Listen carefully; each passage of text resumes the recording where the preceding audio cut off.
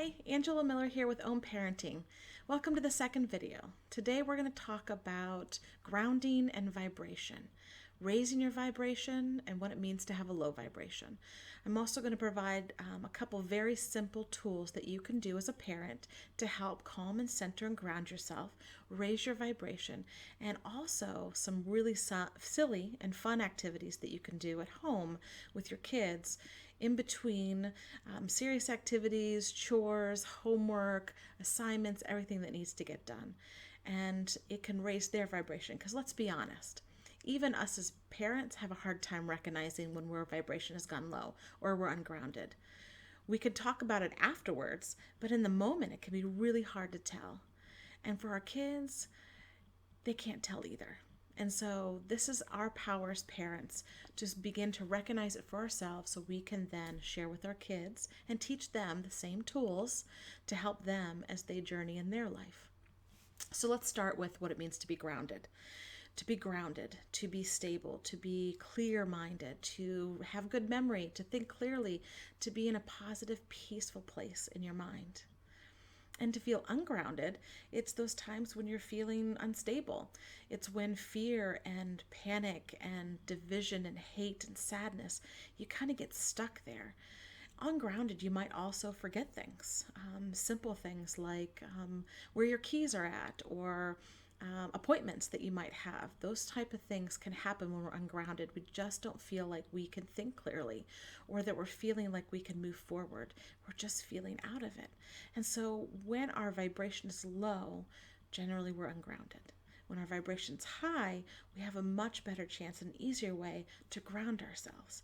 And the quickest and easiest way to do this is through your breath. Really being conscious about your breath, making sure you breathe in through your nose, your belly expands, and as you exhale, your belly moves towards your spine. And you're bringing in very deep conscious breaths to bring that oxygen back up to your forebrain, where we lose 80% of this blood down to our extremities to get ready for battle, whatever we need to do in our fight, flight, or freeze mode. And so it's time that we practice consciously bringing our breath back up. Deep breathing all the way down to the diaphragm. Consciously, slow, deliberate breaths and bringing it up.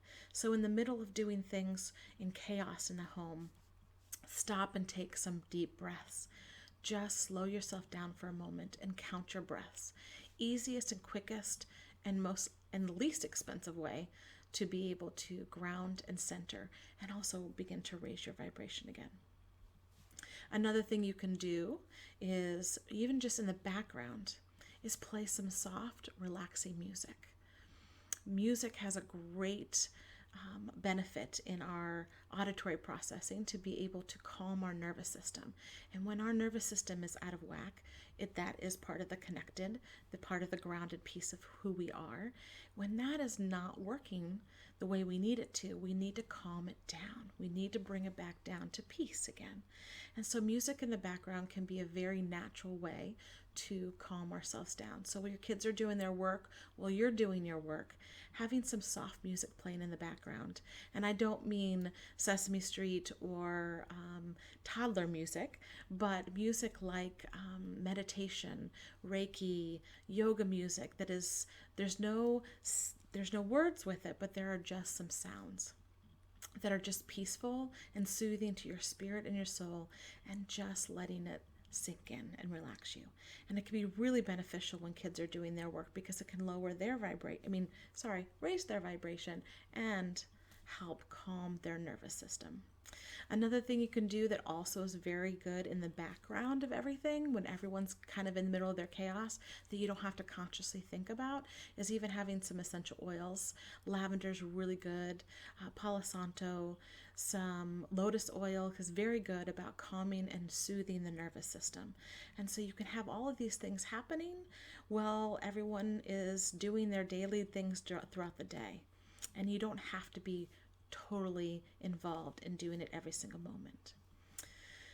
And then another tip that I have is that when kids are having a hard time focusing on their work, when they're putting up resistance, when they're refusing to comply, when they're just done, sometimes it's okay just to go ahead and take a break And this time, do it with some playfulness.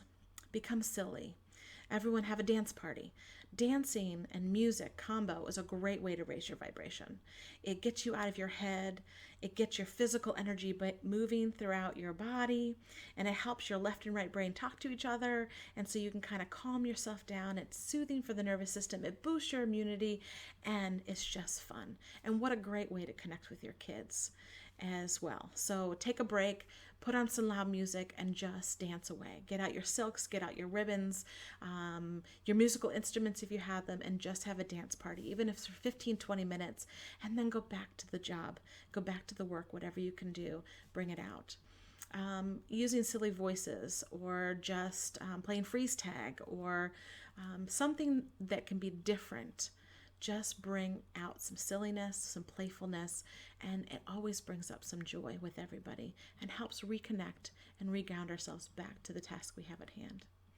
I hope these are some good suggestions for you, and I look forward to seeing you in the next video when we talk about some more ways that you can connect with your family, connect with yourself through this time. Thanks.